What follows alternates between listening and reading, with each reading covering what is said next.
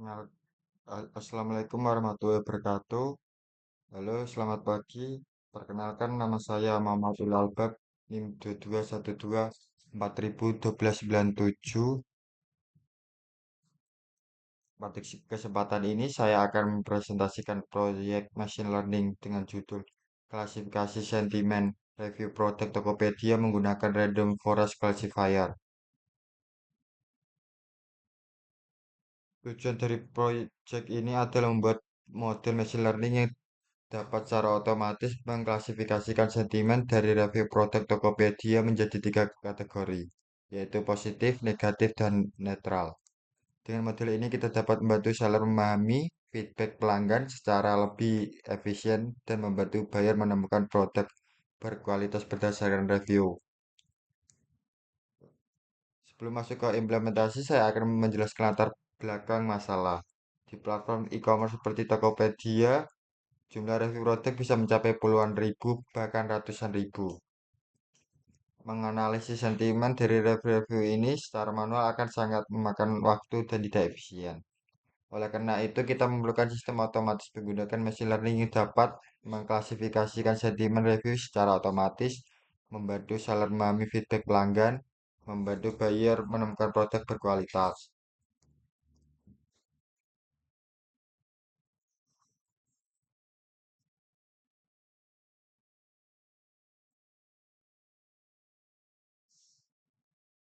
Sebelum itu, kita mengimport semua library terlebih dahulu.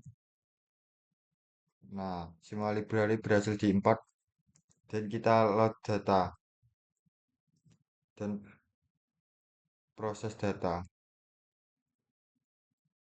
Nah,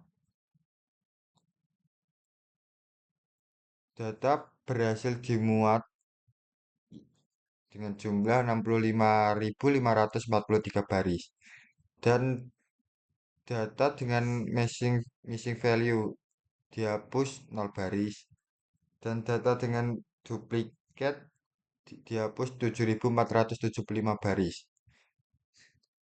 Data dengan kolom review tag yang kurang dari 10 karakter dihapus 984 baris.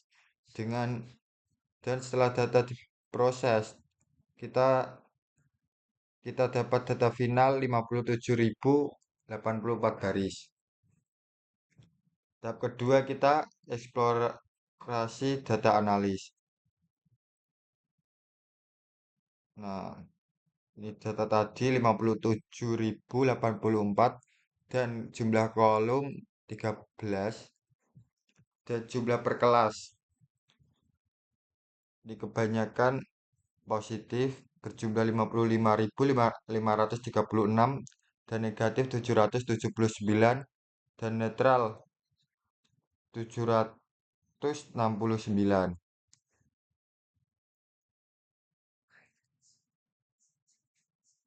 Terlihat ada ketidakseimbangan kelas, di mana review positif jauh lebih banyak dibanding negatif dan netral. Masalah ini akan kita tangani saat training model. Dan sebelum itu, saya akan menjelaskan algoritma Random Forest Classifier. Random Forest Classifier adalah algoritma supervised learning untuk klasifikasi yang bekerja dengan membuat banyak decision tree dan menggabungkan prediksi dari semua tree tersebut. Alasan pemilihan random forest adalah bagus untuk klasifikasi teks, dapat menangani class imbalance, memberikan feature importance, dan lain-lain. Dan kita ke data pre-processing. Data pre-processing meliputi text cleaning. Text cleaning fungsi ini membersihkan teks dari HTML entities seperti NAMP yang muncul di teks dan URL dan email yang tidak relevan untuk analisis sentimen spasi ganda yang dinormalisasi menjadi satu spasi. Kemudian label encoding sentimen label. Kita encode label dikategorikan menjadi numerik. Positif yaitu nol, dan negatif yaitu satu, dan netral 2. Dan kita jalankan kodenya. Nah, ini pre-processing tadi data sudah dibersihkan, dan kita berhasil encoding negatif menjadi nol, netral menjadi satu, dan positif menjadi 2.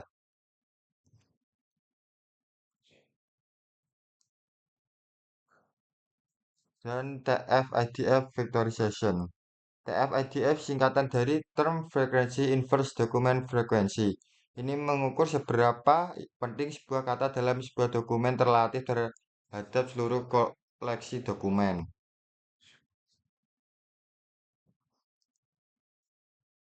Nah, kita berhasil membulatkan dari 57.084 menjadi 5.000. Dan positif ini menjadi 11.000. Kemudian ke training model. Pasti parameter dalam training model yaitu n estimator.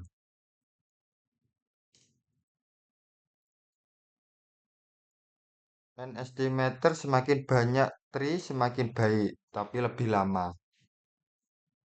Dan kemudian max deep non unlimited. Tidak ada batasan kedalaman tree, biasa tumbuh sepenuhnya.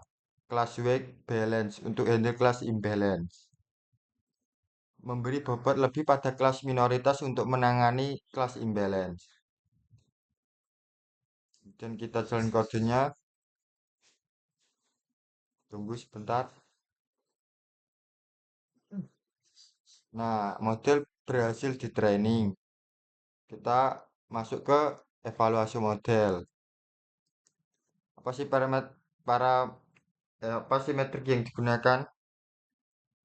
Kita menggunakan akurasi, precision, recall, advanced score, conversion metric, dan classification report. Nah, kita jalan kodenya.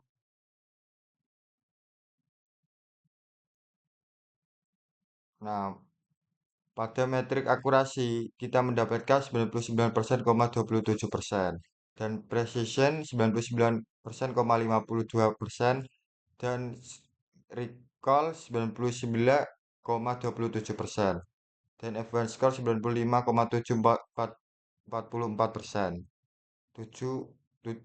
95,74%. Dan kita visual, dan ini menunjukkan model tidak overfitting maupun underfitting. Dan kita masuk ke visualisasi confusion metricnya.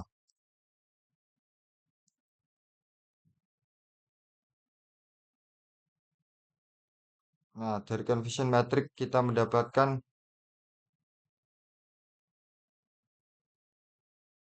diagonal positif menunjukkan benar ini, dan negatif dan netral. Kemudian kita masuk ke tahap contoh prediksi untuk teks baru. Kita menggunakan teks produk, kita menggunakan sampel teks produk sangat bagus, kualitas mantap, recommended banget, packing juga rapi. Dan seharusnya ini memprediksi positif. Kita coba jalankan, apakah bisa memprediksi positif. Dan ternyata model memprediksi positif yang dimana benar. Dan dengan akurasi 100%. Sekian dari presentasi saya. Jika ada salah kata, mohon maaf. Wassalamualaikum warahmatullahi wabarakatuh.